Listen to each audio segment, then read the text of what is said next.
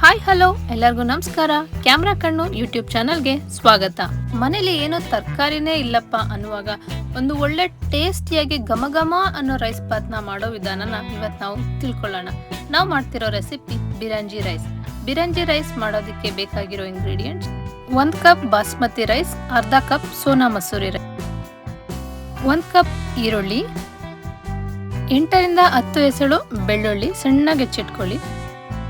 ಮಸಾಲೆ ಮಾಡ್ಕೊಳ್ಳಿಕ್ಕೆ 1 table spoon ಧನಿಯಾ ಬೀಜ, 1 ಟೇಬಲ್ ಸ್ಪೂನ್ ಜೀರಿಗೆ, 4 ರಿಂದ 5 ಹಸಿರು ಮೆಣಸಿನಕಾಯಿ, ಗೋಡಂಬಿ, 3 ಟೇಬಲ್ ಸ್ಪೂನ್ ಬೆಣ್ಣೆ, 1 ಟೀ ಸ್ಪೂನ್ ಮೆಣಸು, ಅರ್ಧ ಇಂಚು ಚಕ್ಕೆ, 2 ಏಲಕ್ಕಿ, ಉಪ್ಪು, ಪಲಾವ್ ಎಲೆ, ನೀರು. ಈಗ ಬಿರಂಜಿ ಅನ್ನ ಮಾಡೋ ವಿಧಾನ ನೋಡೋಣ. ನಾವು ಬಾಸ್ಮತಿ ರೈಸ್, ಸೋನಾ ಮಸೂರಿ ಏನು ತಗೊಂಡಿದ್ವಲ್ಲ ಅದೆರಡನ್ನೂ ಮಿಕ್ಸ್ ಮಾಡಿ ಅಡುಗೆ ಮಾಡೋದಕ್ಕೆ ಮುಂಚೆ ಒಂದು ಅರ್ಧ ಗಂಟೆ ನೀರಲ್ಲಿ ನೆನೆಸಿಟ್ರೆ ಅನ್ನ ಉದ್ರುದ್ರಾಗಿ ಬರುತ್ತೆ. ಮೊದಲಿಗೆ ಒಂದು ಪ್ಯಾನ್ ತಗೊಂಡು ಅದಕ್ಕೆ ಚಕ್ಕೆ, ಏಲಕ್ಕಿನ ಹಾಕ್ಕೊಂಡು 1 ನಿಮಿಷ ಹುರ್ಕೊಳ್ಳಿ.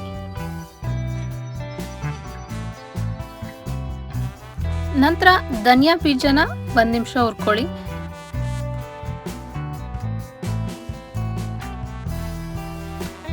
ಧನಿಯಾ ಬೀಜ ಘಮ್ಮನ್ನ ಸ್ಟಾರ್ಟ್ ಆದಾಗ ಮೆಣಸನ್ನ ಹಾಕೊಂಡು ಹುರ್ಕೊಳ್ಳಿ.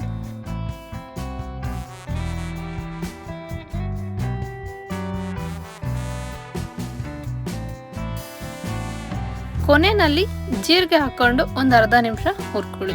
ಯಾವುದನ್ನು ತುಂಬ ಹೊತ್ತೇನು ಹುರಿಯೋದು ಬೇಡ, ಜಸ್ಟ್ 1 ನಿಮಿಷ ಹುರ್ಕೊಂಡ್ರೆ ಸಾಕು.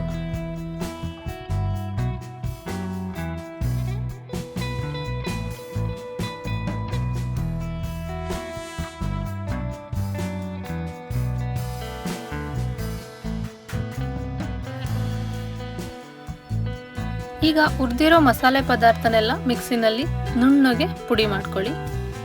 ನಂತರ ಬಿರಂಜಿ ರೈಸ್ ಮಾಡೋದಕ್ಕೆ ಒಂದು ಕುಕ್ಕರ್ಗೆ ಬೆಣ್ಣೆನ ಹಾಕ್ಕೊಳ್ಳಿ. ಬೆಣ್ಣೆ ಎಲ್ಲ ನೀಟಾಗಿ ಕರಗಿದ ನಂತರ ಪಲಾವ್ ಎಲೆ, ಗೋಡಂಬಿ, ಏಲಕ್ಕಿನ ಹಾಕೊಂಡು ಚೆನ್ನಾಗಿ ಫ್ರೈ ಮಾಡ್ಕೊಳ್ಳಿ. ಇದೆಲ್ಲ ಬೆಣ್ಣೆನಲ್ಲೇ ನೀಟಾಗಿ ಫ್ರೈ ಆಗಬೇಕು.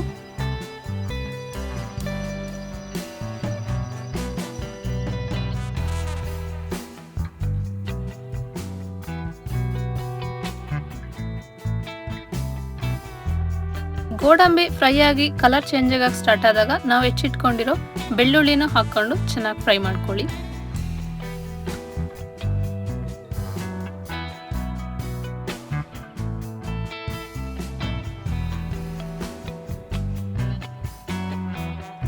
ನಂತರ ಹೆಚ್ಚಿಟ್ಕೊಂಡಿರೋ ಹಸಿರು ಮೆಣಸಿನಕಾಯಿನ ಹಾಕೊಂಡು ಫ್ರೈ ಮಾಡ್ಕೊಳ್ಳಿ.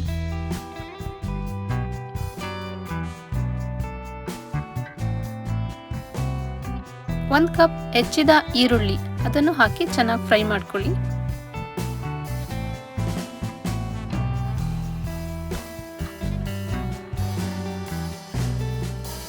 ಈರುಳ್ಳಿ ಎಲ್ಲ ಚೆನ್ನಾಗಿ ಫ್ರೈ ಆದ ನಂತರ ನಾವೇನು ರೆಡಿ ಮಾಡಿ ಇಟ್ಕೊಂಡಿದ್ವಲ್ಲ ಮಸಾಲೆ ಪೌಡರ್ ಅದನ್ನು ಹಾಕಿ ಚೆನ್ನಾಗಿ ಮಿಕ್ಸ್ ಮಾಡ್ಕೊಳ್ಳಿ.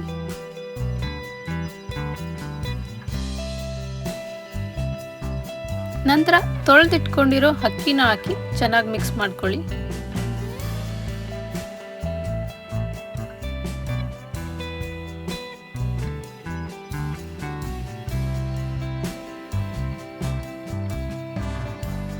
ನಾವೀಗ ಅಕ್ಕಿನ ಆಲ್ರೆಡಿ ನೀರಲ್ಲಿ ನೆನೆಸಿಟ್ಕೊಂಡಿದ್ರಿಂದ 1.5 ಕಪ್ ಅಕ್ಕಿಗೆ 2.25 ಕಪ್ ನೀರು ಹಾಕಿದ್ರೆ ಸಾಕಾಗುತ್ತೆ. ಅನ್ನ ಉದ್ರುದ್ರಾಗಿ ಬರುತ್ತೆ.